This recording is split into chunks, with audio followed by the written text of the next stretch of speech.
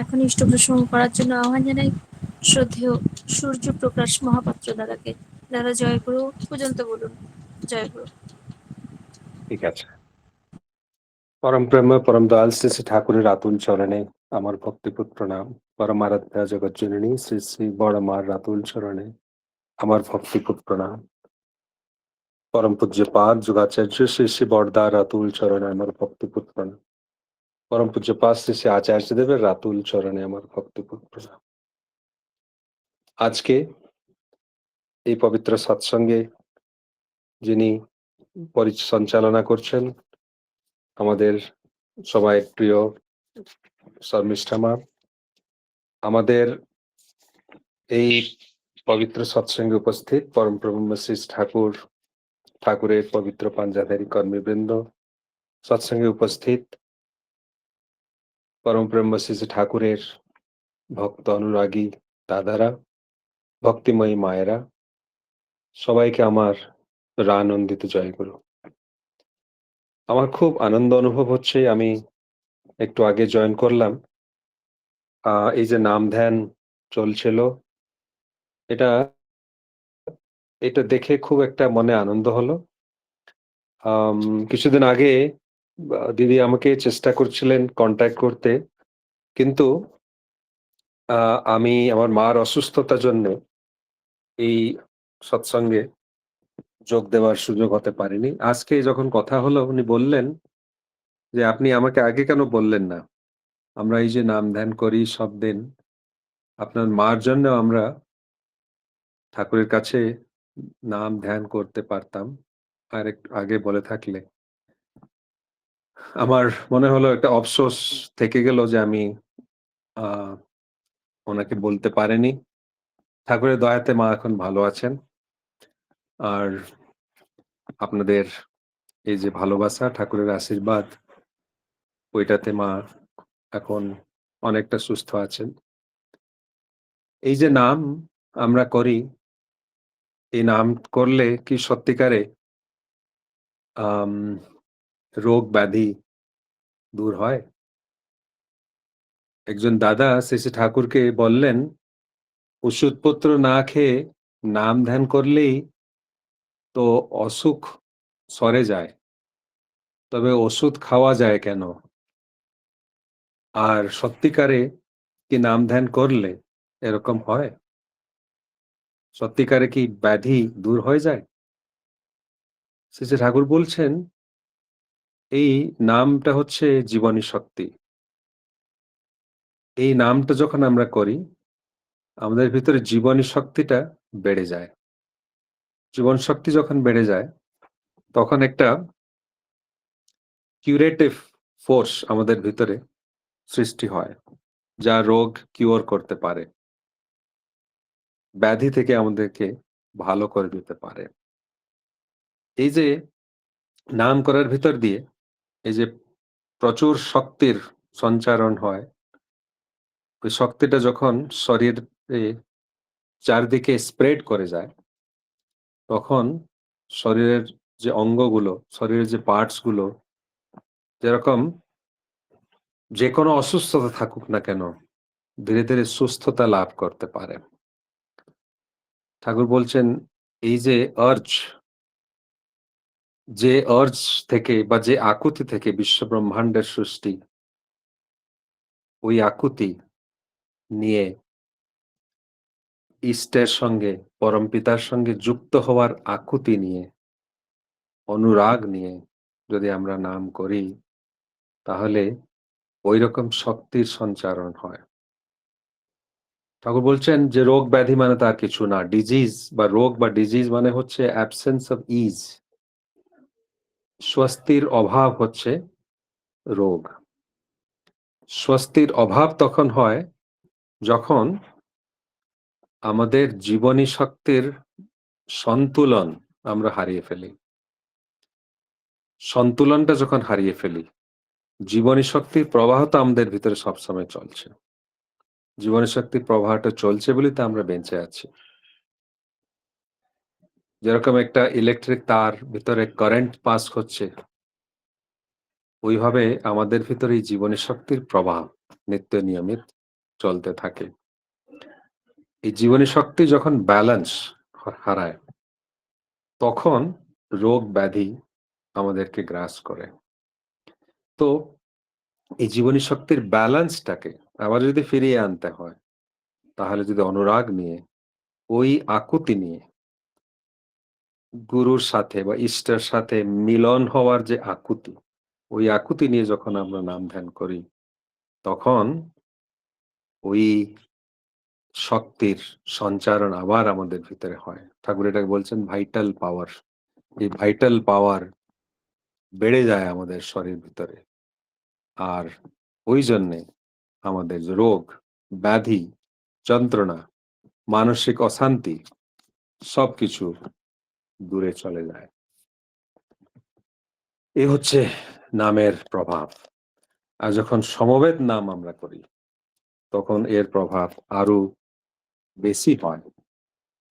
সমবেতভাবে অনেক মানুষের আকুতি, অনেক মানুষের এই যে আর্জ, অনুরাগ, ওর একটা ইন টোটালিটি, যে সবাইয়ের আকুতি যখন সংযুক্ত হয়, একত্রিত হয়, তখন ওর যে প্রভাব, ওটা বিশাল।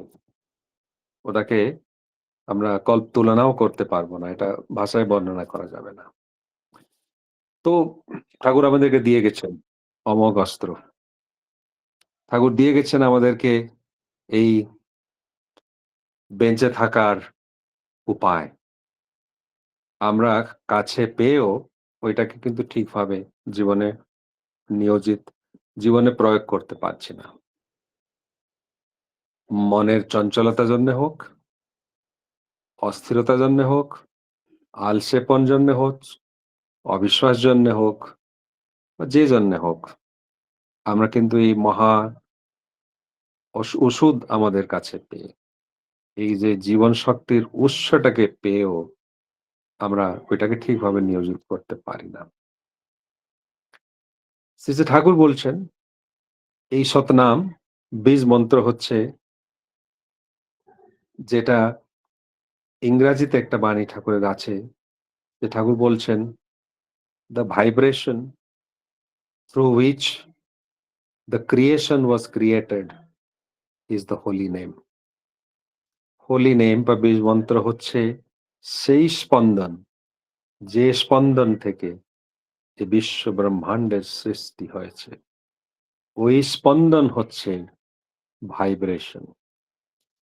ওই স্পন্দনের একটা মেকানিক্যাল কম্পোজিশন, যে চারটে লেটার বা অ্যালফাবেট নিয়ে সৎ মন্ত্র, ওই চারটা শব্দ, অ্যালফাবেট বা লেটার আমরা যখন উচ্চারণ করি, তখন একত্রিত ভাবে যখন উচ্চারণ করি, এই চারটে লেটার যে কম্বাইন্ড যে ভাইব্রেশন, যে স্পন্দনটা সৃষ্টি হয়, ওই স্পন্দন হচ্ছে সেই স্পন্দন, যে স্পন্দন থেকে বিশ্ব ব্রহ্মাণ্ডের সৃষ্টি হয়েছিল। তাই জন্য শ্রী ঠাকুর বলছেন এই বীজ মন্ত্র হচ্ছে পরম পুরুষের, কারণ পুরুষের স্পন্দনাত্মক প্রতিচ্ছবি। যিনি কারণ পুরুষ, যিনি বিশ্ব ব্রহ্মাণ্ডের কারণ, যার থেকে বিশ্ব ব্রহ্মাণ্ডের সৃষ্টি, ওনার স্পন্দনাত্মক প্রতিচ্ছবি, ভাইব্রেটরি ইমেজ হচ্ছে এই শতনাম। সেদিন শরৎচন্দ্র হালদারকে শ্রী ঠাকুর বলছেন যে আমরা সবাই এই সৎমন্ত্র থেকেই সৃষ্টি হয়েছি, এই সৎমন্ত্র থেকেই আমরা সৃষ্টি হয়েছি, এই বীজ মন্ত্র থেকে।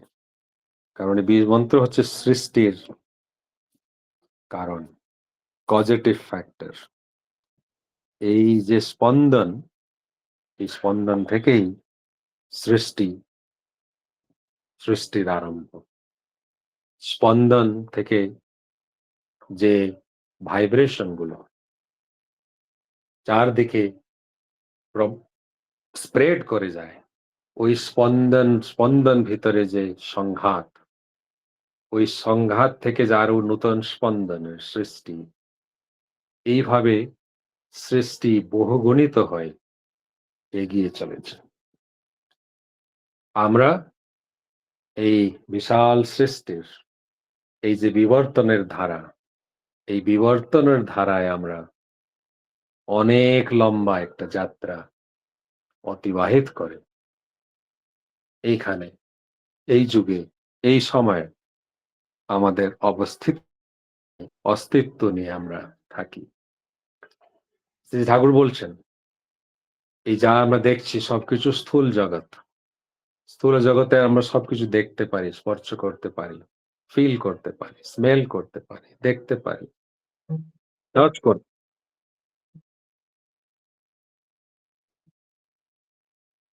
সবকিছু আমরা করতে পারি। কিন্তু এর পেছনে আছে একটা সূক্ষ্ম জগৎ, যেটা আমরা দেখতে পারি না। আর এই সূক্ষ্ম জগতের পেছনে আছে কারণ জগৎ, যেটা হচ্ছে যে জগৎ থেকে এই সূক্ষ্ম আর স্থূল জগতের উৎপত্তি। প্রতিটি জগতে আছে ৬টা করে স্তর, এইভাবে আছে ১৮টা স্তর। অষ্টাদশ স্তরের সৎনাম হচ্ছে আমাদের এই বীজ মন্ত্র, যেটা শ্রী শ্রী ঠাকুর আমাদেরকে দিয়েছেন। আমরা এই জাগতিক পার্থিব জগৎ থেকে, স্থূল জগৎ থেকে আমরা যদি কারণ জগতে যেতে চাই, তাহলে এই জগৎ থেকে সূক্ষ্ম জগতে যেতে হবে, সূক্ষ্ম জগৎ থেকে কারণ জগৎ যেতে হবে। ঠাকুর বলছেন এই মূল দিকে যাওয়ার একই উপায়, এই উপায় হচ্ছে সৎমন্ত্র, বীজ মন্ত্র, সৎনাম, আর কিছু নেই।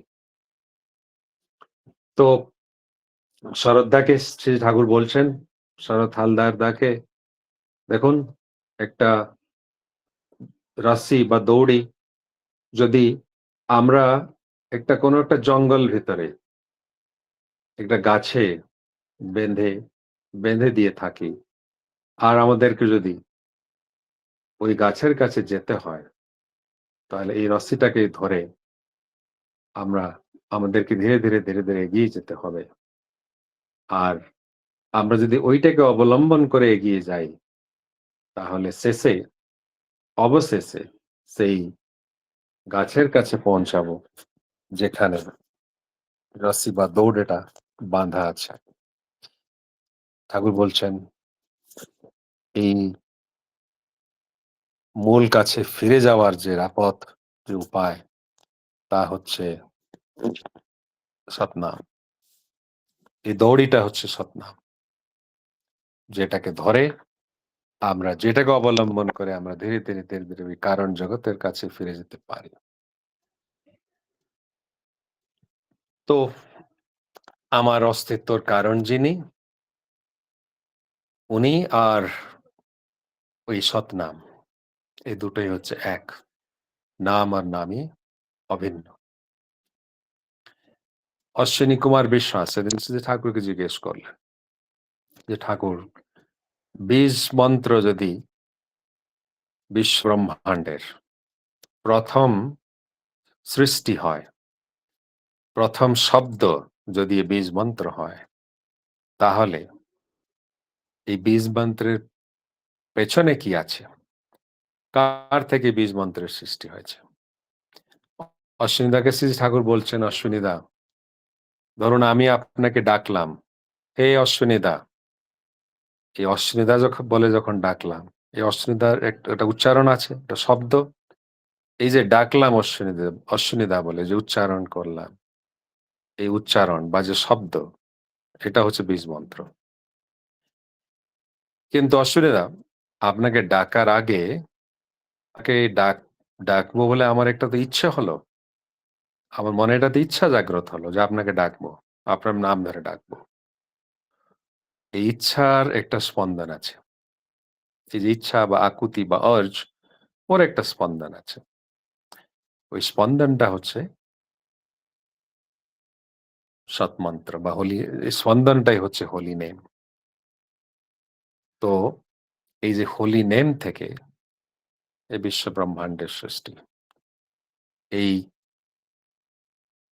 বিশ্ব ব্রহ্মাণ্ড সৃষ্টি করার যে আকুতি পরম পুরুষের, এই আকুতির যে স্পন্দন, এই স্পন্দন হচ্ছে বীজ সৎমন্ত্র। এই স্পন্দন থেকে যে শব্দ বেরিয়েছে, এই শব্দ হচ্ছে শব্দ ব্রহ্ম, যার থেকে সবকিছুর উৎপত্তি। তো এই কারণটাকে আমরা যদি ধরতে পারি, তাহলে আমরা সুখ, শান্তি, আনন্দ, সুস্থ, ভালোভাবে থাকার যে কারণটাই বুঝতে পারবো। কারণ ভালো মন্দ, ভালো খারাপ সবকিছুর কারণ যেটা, ওই কারণ দিকে আমরা যদি যেতে পারি, তাহলে আমরা দুঃখের কারণও বুঝতে পারবো, ব্যাধির কারণটাই জানতে পারবো,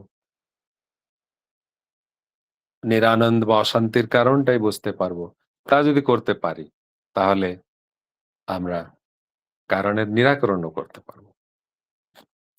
ওই হচ্ছে আমাদের সত্যান, যেটা আমরা পেয়েছি, যেটা এই বিশ্ব ব্রহ্মাণ্ডের, আমাদের জীবনের সবকিছুর পজিটিভ ফ্যাক্টর বা কারণ। এইটাকে যদি আমরা আয়ত্ত করে নিতে পারি, তাহলে জীবনে আর চিন্তা করার কোনো কারণ নেই। এটা করার যে পদ্ধতি আছে, ওই পদ্ধতিটা অনুসরণ করতে হবে। কিন্তু অনেক মানুষ অনেক সময় বলে যে ধ্যান করব কি নিয়ে? ধ্যান করার সময় কি চিন্তা করব? ঠাকুর বলেছেন, প্রথম কথা, চিন্তা করবে তোমার গুরুর মুখ, গুরুর দেখতে কেমন, গুরুর চেহারা কেমন, গুরুর রূপটা কেমন, ওইটাই চিন্তা করবে। তারপরে গুরুর চালচলন, ব্যবহার, গুরুর গুণাবলী, এইসব চিন্তা করবে। তারপরে চিন্তা করবে যে গুরুর স্বার্থ কিভাবে আমি পূরণ করতে পারি, গুরুকে কিভাবে তৃপ্তি দিতে পারি, কি করলে গুরুর মুখে একটু হাসি ফুটে উঠতে পারে, এইটা নিয়েই চিন্তা করবে। তারপরে আমার জীবনকে আমি কিভাবে গুরুর ইচ্ছা মতন করতে পারি, আমার জীবনে যে সমস্যাগুলো আছে ওইটা কিভাবে সমাধান করতে পারি গুরু যেভাবে বলেছেন, এইসব নিয়ে আমাদেরকে ধ্যান বা চিন্তা করতে হবে।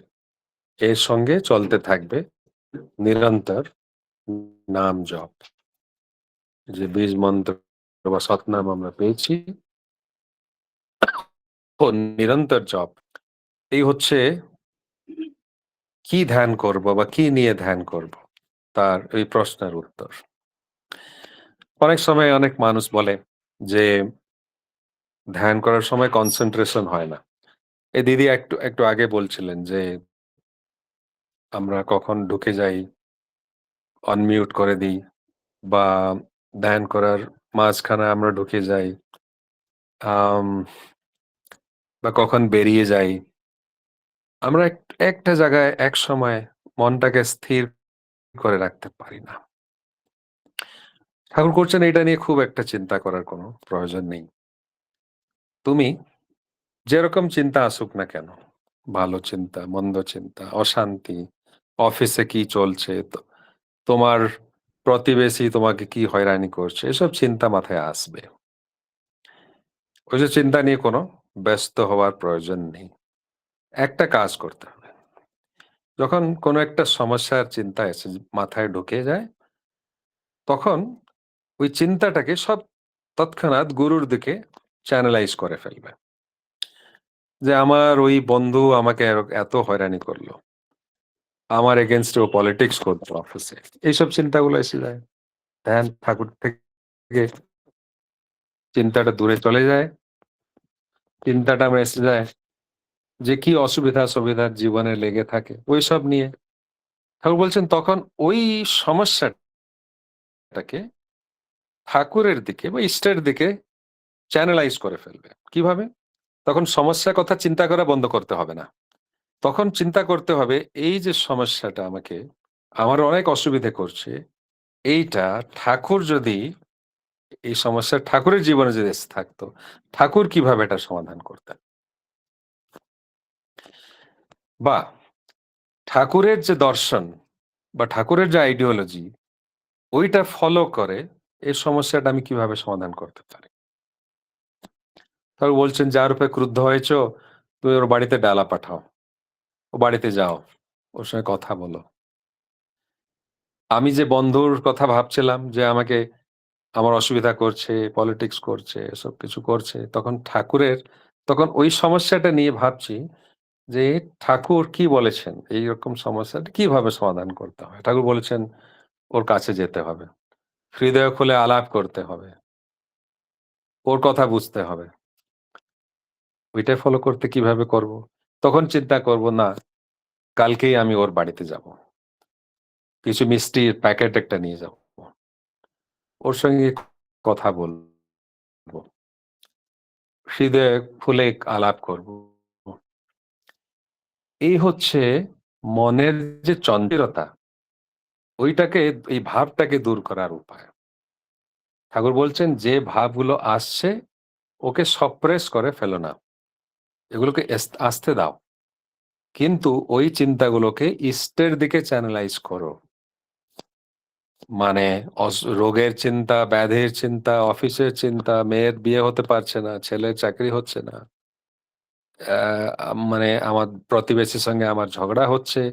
এই সবগুলো যে অস্থিরতা সৃষ্টি করছে মাথায়, এইগুলোকে চ্যানেলাইজ করতে হবে। এই এই চিন্তাগুলো নিয়েই থাকতে হবে। কিন্তু শুধু একটা পরিবর্তন যে এই যে সমস্যাটার কথা চিন্তা করছি যা আমাকে ফোকাস বা কনসেনট্রেট করতে দিচ্ছে না, ওই কথাটা যখন ঠাকুরের দিকে আমি করে ফেলছি, তখন দেখছি যে আমার কনসেনট্রেশনটা ফিরে আসছে। কারণ তখন একটা বিশেষ চিন্তা নিয়ে আমি একটা বিষয়ের উপরে তখন লেগে থাকছি। যেটা কিভাবে সমাধান করতে হবে। ঠাকুর কি উপায় দিয়ে গেছেন? সত্যানুসারে ঠাকুর কি বলেছেন? ঠাকুরের কথা কোথায় কি আছে? আমি আজকে আলোচনা প্রসঙ্গে একটু বের করে আমি দেখবো এই বিষয়ে ঠাকুর কিছু বলেছেন কিনা। আমি আমাদের ঋত্বিক দাদাকে জিজ্ঞেস করব। এইসব নিয়ে মনটা আবার কনসেনট্রেশন হারিয়ে ফেলেছিল, তখন আবার ফেরবে। ঠাকুর বলছেন যে আরেকজন দাদা জিজ্ঞেস করছেন এই মানে কনসেনট্রেশনটা আর কি উপায় আছে ঠাকুর? ঠাকুর বললেন প্রেম, ভালোবাসা। কিভাবে প্রেম? ঠাকুর বলছেন যে যেভাবে একটা মানে তুমি তোমার প্রেমী বা প্রেমিক বা প্রেমিকাকে যেভাবে ভালোবাসো ঐরকম ঠাকুরকে বা ইষ্টকে যে তিনি আমার beloved প্রেমী, আমার লাভার, ওই ভাব নিয়ে যদি করো তাহলে কনসেনট্রেশনটা রাখা সুবিধে হবে। ওনাকে নিয়ে আমি নিমজ্জিত থাকবো, ইমার্স থাকবো। যদি ভালোবাসাটা যেরকম আমরা আম নিজের প্রেমিকা বা প্রেমিক কথা যখন মনে আসে, একটা আনন্দ ভাব নিয়ে আমরা থাকি। আমার ওই লাভারের কথাই চিন্তা করতে থাকি। ওইটা যেরকম একটা ধ্যানের মতনই হয়ে যায়। ঠাকুর বলছেন, ইষ্টকে তোমাকে ভাবতে হবে তোমার লাভার, তোমার প্রেমী। ওইভাবে যদি ভাবতে পারো, তাহলে ধ্যান তো নিজেই হবে। আর বিশেষ চেষ্টা করতে হবে না। তো এই যে ধ্যান করার পদ্ধতি ঠাকুর বলেছেন দিনে ২ বার অন্তত করতে হবে। 30 থেকে 45 মিনিটস মিনিমাম করতে পারলেই ভালো। আর সবসময় নাম তো চলতেই থাকবে। চলাফেরায় সবসময় নাম চলতে থাকবে। ধ্যানটা কিন্তু অন্তত ২ বার। একবার ব্রাহ্ম মুহূর্তে সূর্য উদয়ের আগে, আরেকটা রাত্রে নিশাকালে। উষা নিশায় মন্ত্র সাধন ঠাকুর যেটা বলেছেন, ওইটা করতে হবে। না করলে ঠাকুরকে পেয়ে, ঠাকুরকে ধরে করলাম কি? পেলাম কি জীবনে? এই যে জীবনে ভালো হওয়ার, বিবর্তিত হওয়ার যে উপায়, ওইটা কাছে থেকেও, কাছে পেয়েও কিছু করতে পারলাম না। ওই জন্য ধ্যানটা রোজ করা লাগে। ঠাকুর বলছেন প্রতিদিন করতে লাগে, এরকম না যে হ্যাঁ ঠিক আছে সব দিন করছি, রবিবারটা একবার করব না, একটু রেস্ট নেবো সকালবেলা। ঠাকুর বলছে, এটা কিন্তু হবে না, তুমি করতে হবে সব দিন, প্রতিদিন এই নামের অভ্যাসটা করতে হবে যদি জীবনে তুমি উন্নতি করতে চাও।